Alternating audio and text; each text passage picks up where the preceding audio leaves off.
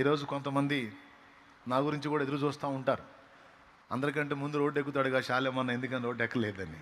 ఎక్కుతా ఎక్కుతా రిపోర్ట్స్ కోసం ఎదురు చూస్తున్నాను నేను.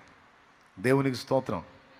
ఇప్పుడు సరైన రిజల్ట్ లేకుండా, సరైనటువంటి సమాధానం లేకుండా రోడ్డు ఎక్కకూడదు. మనం ఏదన్నా కామెంట్ చేసాము, పాయింట్అవుట్ చేసామంటే పక్క చూపించి మాట్లాడాలి. కాబట్టి కొద్దిగా సమయం, కొంచెం టైం తీసుకున్నాను నేను.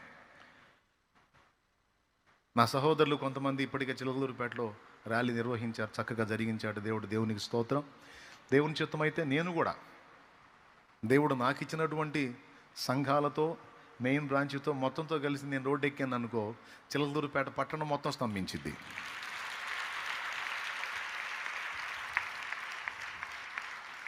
అది నాకేం కొత్త కాదు. ఆల్రెడీ నేను ఈ పని చేస్తున్నాను. కొంతమంది నన్ను అనుకోవచ్చు, శాలేమన్న బయటికి రాడేందని.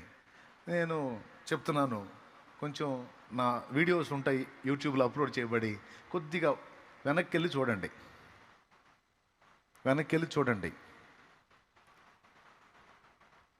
అప్పుడు యూట్యూబ్లు లేవు, హడావుళ్ళు లేవు, ఏమీ లేనప్పుడే గుడ్ ఫ్రైడే రోజు ఆరాధన సగంలో ఆపేసి సంఘం మొత్తాన్ని తీసుకొని రోడ్డు ఎక్కితే ఈ దరి నుంచి ఆ దరికి ఎన్ఆర్టీ సెంటర్ దాకా ఈ గుంపే ఉన్నారు,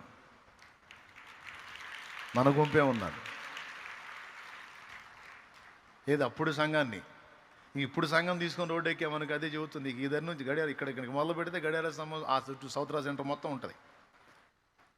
సేవకులు సంఘాలతో సహా వచ్చి దిగుతారు మనం ర్యాలీ చేద్దామంటే. అయితే ఈసారి నేను ఇంకొక పని కూడా ఆలోచన చేస్తూ ఉన్నాను. ఈ దుర్మార్గాలు ఇలానే కొనసాగితే వేరే ఆలోచనలు కూడా నాకున్నాయి. ఈసారి ఒట్టి ర్యాలీలు కాదు, అవసరమైతే నిరాహార దీక్షలకు పూనుకుంటాం, టెంట్ వేసుకొని కూర్చుంటాం. న్యాయం జరగాలి, ఆ పని కూడా పూనుకుంటాం.